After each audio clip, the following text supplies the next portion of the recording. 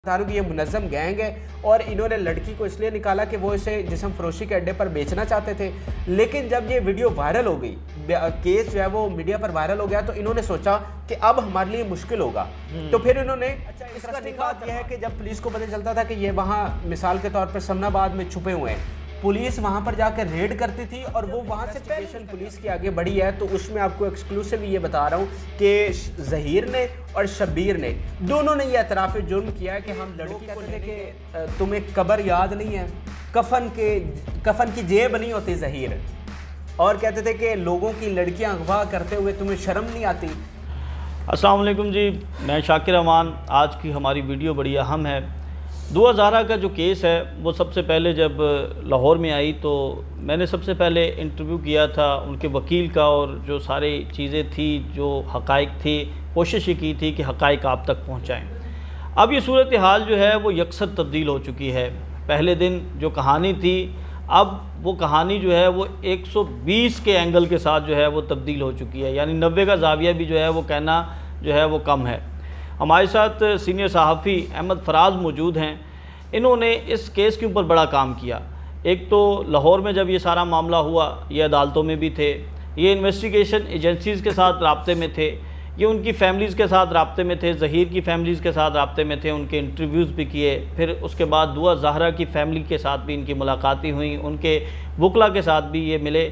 जो सबसे अहम चीज़ है वो ये कि यहाँ लाहौर से ये कराची भी गए, यानी जो ख़बर की सदाकत और उसके ऊपर जो इन्होंने इन्वेस्टिगेट किया, उसके लिए ये कराची में गए और कराची में जाकर जो अदालती समाअत थी वो भी देखी, वहाँ का अहवाल भी ये जानते हैं। तो आज की इस वीडियो में जो दुआ ज़हरा से मुतल्लिक जो हक़ाइक़ हैं, मैं ये समझता हूँ कि इनसे ज़्यादा जो है वो कोई और नहीं जानता। अगर कोई कराची का सहाफ़ी है तो वो लाहौर का नहीं जानता होगा, और अगर कोई लाहौर का सहाफ़ी है तो वो कराची का नहीं जानता होगा।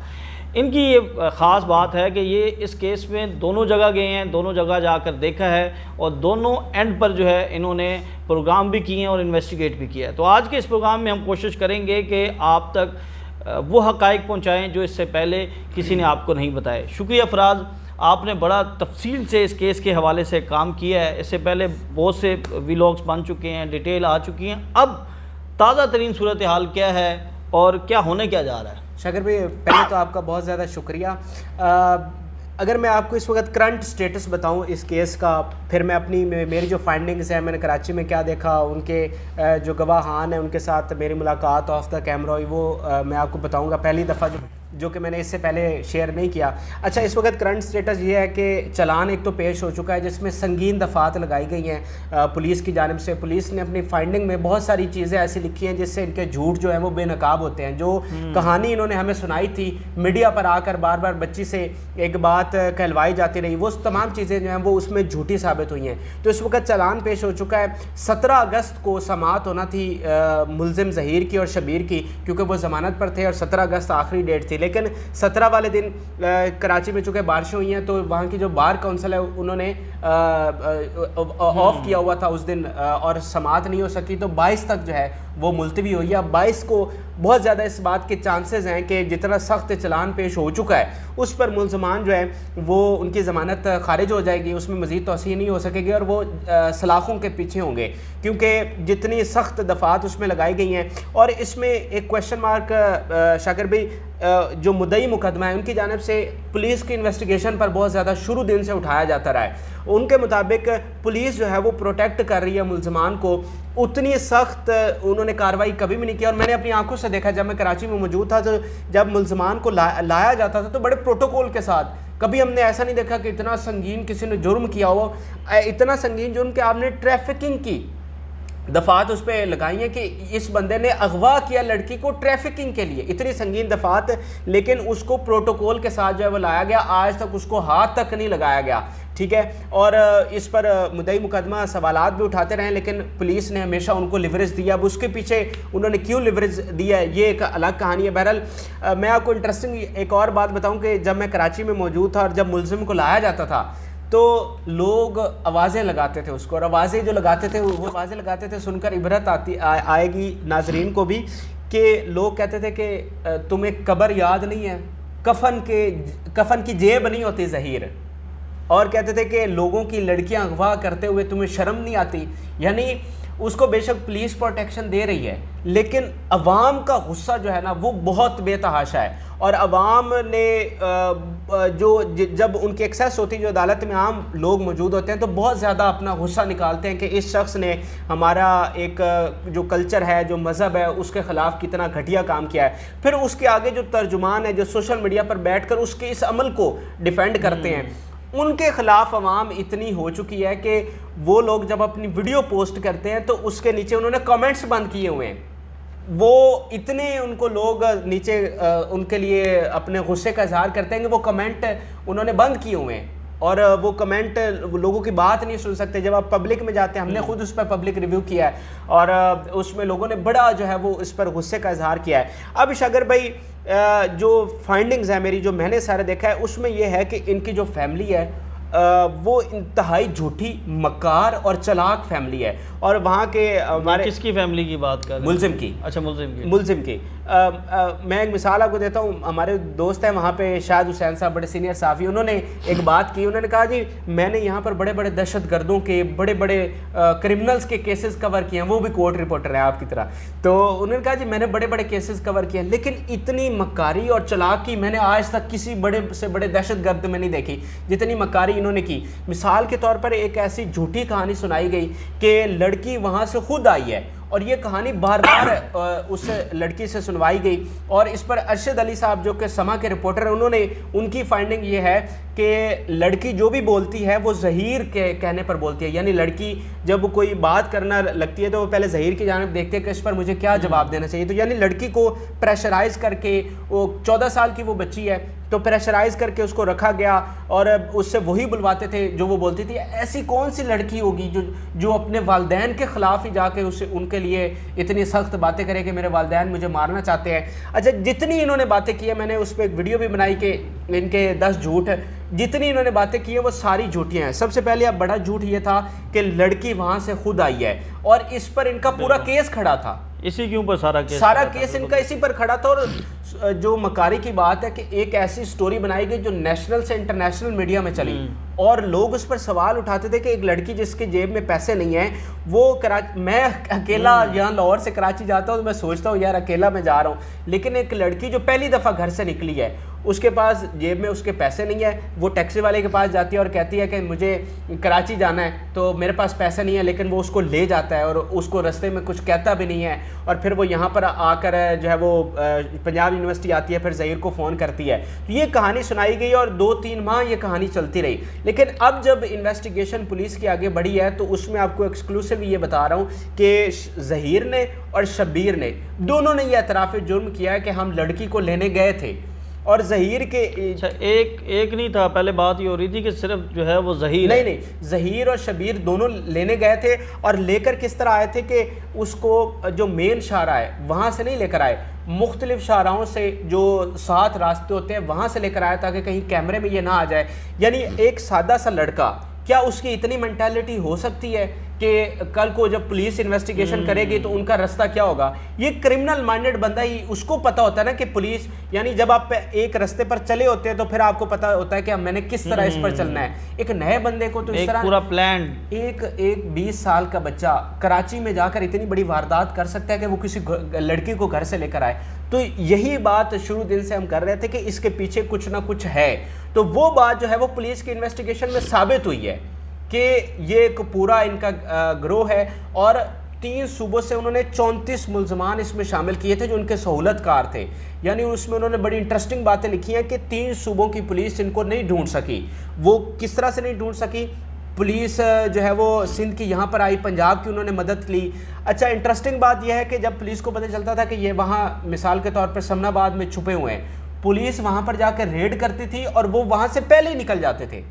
अब ये मेरे लिए आज तक ये सवालिया निशान है जिसका मुझे जवाब नहीं मिला कि पुलिस की जो इन्वेस्टिगेशन है या जो रेड है वो तो खुफिया, और यानी इतना मुनज़्ज़म ग्रोह है ये कि सारी इन्फॉर्मेशन इनके पास पहले होती थी, और जिस तरीके के साथ ये दुआ ज़हरा को कराची से पंजाब में लेकर आए वो सारा एक प्लान था, और उस प्लान के मुताबिक इन्होंने काम किया, और पुलिस भी इसको फाइंड आउट नहीं कर सकी। और पुलिस का न सिर्फ इस तरफ ध्यान ही नहीं गया कि बच्ची को यहाँ पर कराची से आकर लेके गए, वो तो जब इन्होंने सारा मोबाइल डाटा और वो सारी चीज़ें चेक की, लोकेशन चेक की, ज़हीर की कि उस तारीख को इस मोबाइल नंबर की लोकेशन कहाँ पर थी, और वहाँ से फिर साबित हुआ, और वो पहला क्लू था जो इस केस की उलझी गुत्थी थी उसको सुलझाने के लिए। बिल्कुल, वहाँ से पता चला कि यार ये तो केस ही मुख्तलिफ है। और जब मैं आपको बताऊं कि अगवा की डेफिनेशन वो ये करते हैं कि जब माइनर जो बच्ची है जो 16 साल से कम है उसको घर से निकाला जाए, चाहे जैसे मिसाल के तौर पर ये जो छोटे बच्चों के साथ ज्यादती के वाकयात होते हैं उसमें हम क्या देखते हैं कि अक्सर कोई उसका जानने वाला ही उसको लेकर गया है, इसी तरह कोई टॉफी देकर, कोई खिलौना दिखाकर, तो उसको भी अगवा में शामिल किया जाता है। जो माइनर लड़की जिसको घर से निकाला गया है उसके गार्डियन की मर्जी के बगैर, तो ये पुलिस ने इसमें लिखा है कि लड़की को बहला फुसला कर, ये बाकायदा चालान में लिखी गई बात है कि बहला फुसला कर उसको जो है वो घर से निकाला गया है। और मुलजिम जो है ज़हीर ये 3 साल से दुआ के साथ राब्ते में था, और यानी उस वक़्त सोचिए इन लोगों की मेंटालिटी कि वो 11 साल की बच्ची है और 3 साल इसने उसका माइंड, जिसे ब्रेन वॉश कहते हैं ना, कि उसका माइंड बनाया है, कि उसको मजबूर किया कि बहला फुसला कर उसको घर से निकाला है। तो ये 3 साल से उनकी प्लानिंग चल रही थी। इस पर इकरारुल हसन ने वो तो ये बात करते हैं अल ऐलान, मैंने भी उनके साथ इंटरव्यू किया और उसमें उन्होंने यही कहा कि ये एक मुनज़्ज़म गिरोह है। ये उनकी मैं आपको बात बता रहा हूँ कि ये मुनज़्ज़म गैंग है, और इन्होंने लड़की को इसलिए निकाला कि वो इसे जिस्म फरोशी के अड्डे पर बेचना चाहते थे। लेकिन जब ये वीडियो वायरल हो गई, केस जो है वो मीडिया पर वायरल हो गया, तो इन्होंने सोचा कि अब हमारे लिए मुश्किल होगा, तो फिर इन्होंने इसका निकाह करवा दिया, जल्दी जल्दी इसका निकाह करवा दिया, और ताकि जो है वो बाकी चीज़ें जो बेनकाब ना हो। निकाह में भी जो चीज़ें हैं वो सारी, अब निकाह की मैं आपको हकीकत बताता हूँ, मतलब जिससे इकरारुल हसन की इस बात को कहीं ना कहीं तकवीयत मिलती है कि जल्दी जल्दी में निकाह करवाया गया। वो किस तरह, अभी मेरी जब मैं कराची में था तो मेरी मुलाकात हुई निकाह खां से और गवाह से, जो कि वहाँ पेशी पर आए हुए थे।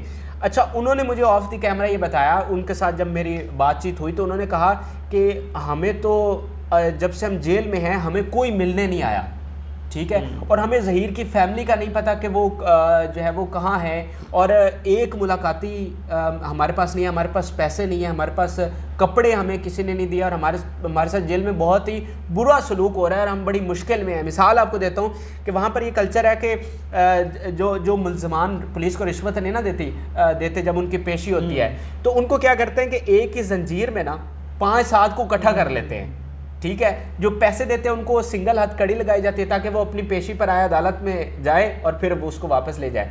लेकिन जो पैसे नहीं देते उनको वो चेन में बांधा जाता है 5-7 को इकट्ठा, गर्मी हब्स, और उसमें फिर हाँ, तकलीफ में, और उसमें फिर क्या होता है कि अगर पहले की पेशी है तो 5 के 5 उसकी अदालत में जाएंगे, फिर दूसरे की पेशी है तो सारे को इकट्ठे हैं, तो वो उस हालत में वहां पर आए हुए थे, यानी वो एक से दूसरी अदालत, दूसरी से वो, फिर सारा दिन जो है उनका वहां पर इस तरह पूरा दिन अदालत में लग जाता है।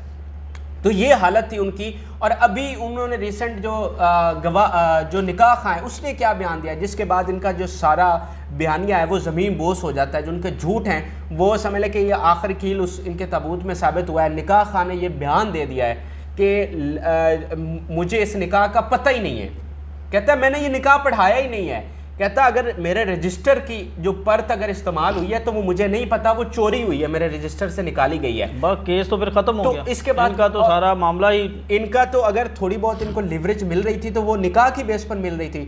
अभी मुद्दई मुकदमा की जानिब से एक चैलेंज किया हुआ है यहाँ लाहौर में, उसकी आगे समाअत होगी और उसमें ये चीज़ें बड़ी माने खेज होंगी। एक निकाह खां का बयान जब वो कह रहा है कि मैंने पढ़ाया ही नहीं, और दूसरी पुलिस की ये इन्वेस्टिगेशन है कि जो निकाह नामे पर एड्रेस लिखा हुआ है वो है यूनियन कौंसल बाबू साहबों का। तो पुलिस जब इन्वेस्टिगेशन करते हुए बाबू साहबों गई तो वहाँ का जो जनरल सेक्रेटरी है यूनियन कौंसल का, उसने अपना ये बयान कलम बंद करवाया कि यहाँ निकाह हुआ ही नहीं है, यानी ये निकाह नामा आज तक दर्ज ही नहीं हुआ। तो बताइए कि जब समाअत लीगल स्टैंडिंग तो ना हुई, इसकी कोई लीगल स्टैंडिंग नहीं है, ना गवाह मान रहा है और ना निकाह खां मान रहा है कि हमें तो इस निकाह का पता ही नहीं है। तो जब इसकी समाअत होगी तो इनका जो ये निकाह है वो तो कलअदम करार दे दिया जाएगा, और उसके बाद फिर इनकी क्या।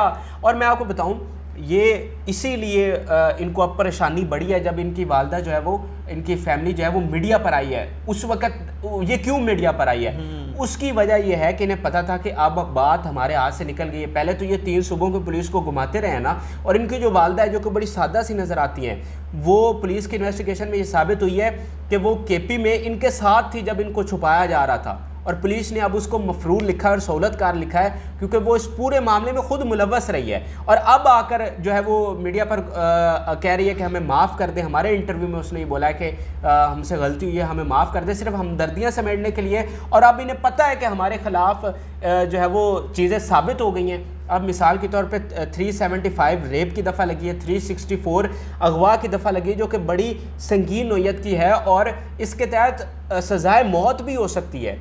375 जो है वो इसके तहत सज़ाए मौत हो सकती है, उम्र कैद की सज़ा हो सकती है।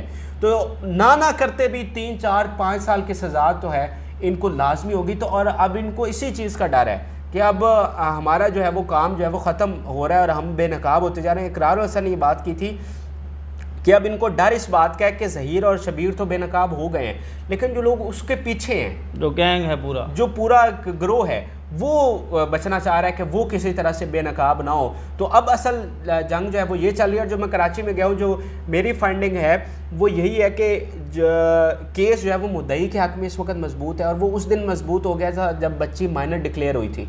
उससे पहले इस केस में कुछ नहीं था। मुझे ना आखिर में ये बता दें, फिर हम इस केस के बारे में फिर आपको दोबारा भी ज़हमत देंगे कि बच्ची इस वक्त कहाँ पर है। बच्ची देखें, इन लोगों ने उसको यहाँ लाहौर की, पहले मैं आपको पूरी दास्तान सुनाता हूँ। वो तो ठीक है, वो सारी वो मैं उसके पीछे इंटरेस्टिंग दास्तान आपको सुनाता हूँ।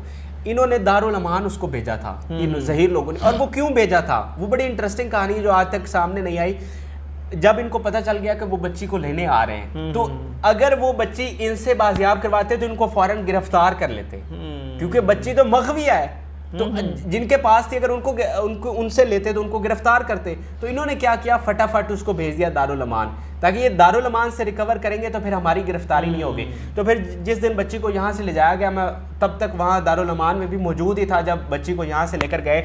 तो यहाँ से दारुल अमान लेकर गए और शेल्टर होम में इस वक्त बच्ची को रखा गया है, और कराची में वो शेल्टर होम में है, चाइल्ड प्रोटेक्शन ब्यूरो के हवाले है। क्योंकि जो दारुल अमान होता है वो जो 16 साल से ऊपर की लड़कियां उनके लिए होता है, जो चाइल्ड प्रोटेक्शन के पास रखा जाता है वो माइनर बच्चियों को रखा जाता है। तो इस वक्त वो वहाँ पर है, और अदालत ने ये हुक्म दे रखा है कि ना ही पेरेंट्स उसके साथ मिल सकते हैं और ना ही ज़हीर मिल सकता है। ज़हीर ने अभी एक एप्लीकेशन दी हुई है कि मेरी मुलाकात करवाई जाए, लेकिन अभी तक इस पर कोई फ़ैसला नहीं आया, और ना ही उसके हक़ में फ़ैसला आएगा, क्योंकि वो मग़विया है और वो अगवाकार है। तो मग़विया की कभी भी अगवाकार से मुलाकात नहीं हो सकती।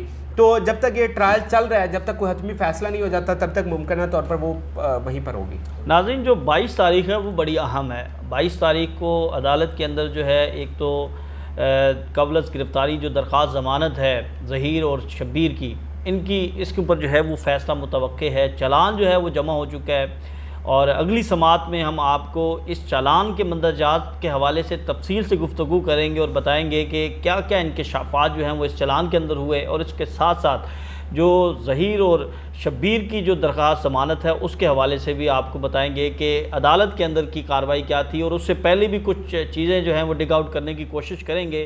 तब तक के लिए हमें इजाज़त दें।